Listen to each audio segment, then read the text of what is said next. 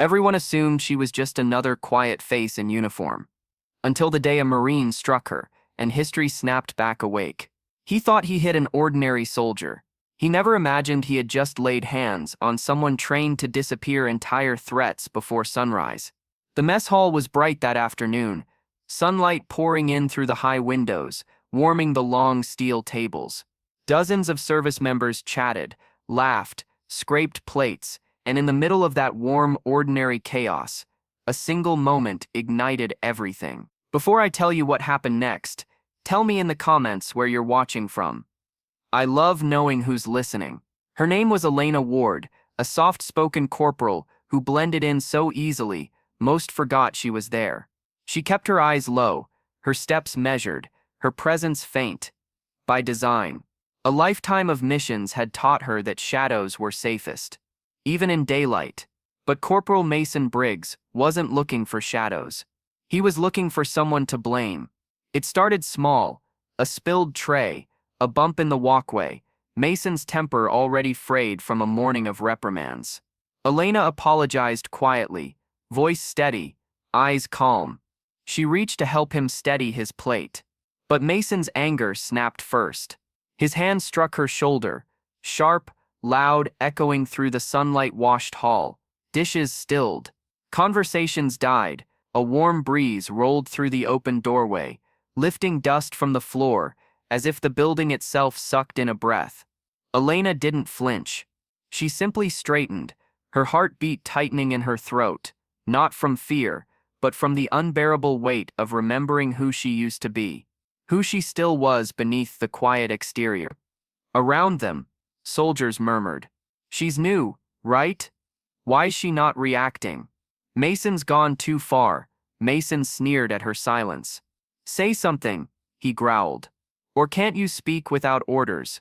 For a split second, she imagined walking away, letting command handle it, letting the moment fade like countless others she had endured in silence. But then she heard something, the low rumble of boots in the corridor, a pattern she knew better than her own heartbeat. A team's rhythm, a unit's cadence, a language she once lived in. Her former world was walking toward them. A man stepped into the sunlight, tall, calm, wearing no insignia, except a patch so discreet most would overlook it. But not Elena, and certainly not anyone who knew what the emblem meant. A special operations shadow unit, unlisted, unspoken, unknown. The room shifted. Soldiers rose from benches. Someone whispered, "That's the unit they say doesn't exist." Elena's pulse trembled. She thought she'd never see him again. She was wrong. The man's gaze swept the room and landed on Elena, not with surprise, but recognition. A deep, quiet understanding passed between them, the kind only carved through fire, loss, and missions, that rewired the soul. Mason noticed the attention and puffed his chest. "Sir, this is nothing. Just a small disciplinary issue." But the man didn't even look at him. "Ward," he said softly, almost gently. "You all right?" Her throat tightened. Old instincts stirred, brushing against memories she'd buried so deeply, she sometimes doubted they'd been real. She gave a slow nod, but the rest of the team was already filing in. Boots striking in unison, sunlight catching on their gear, moving with a precision that silenced the entire hall. They didn't look at Mason. They didn't need to. Their presence alone carved the truth. One of them turned to the crowd. "She's not a corporal," he said. "She's on assignment. Undercover." The room inhaled sharply. Sunlight flickered off the steel counter. Someone's chair clattered as they stumbled up in shock.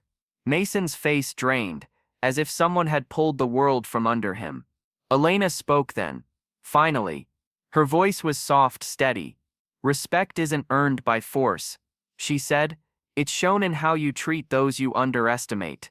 The Special Operations Commander stepped forward, placing a hand on her shoulder, not as a superior, but as someone who understood what it cost her to stand in the open again. Mason stammered. I didn't know." "That," the commander replied, "is the problem." Outside, bright daylight washed the base yard, and more soldiers gathered by the windows, watching the shift in atmosphere ripple outward like a wake of truth. Elena took a breath, the first full one in months. She wasn't hiding now. She wasn't shrinking. She was simply standing in the daylight she had always deserved. Because kindness doesn't vanish. It waits, and it finds its way back, and sometimes it returns in the very sunlight, where the first wound was made. If this story moved you, drop a comment, share your thoughts, and remember to subscribe for more stories like this. I'm always grateful you're here.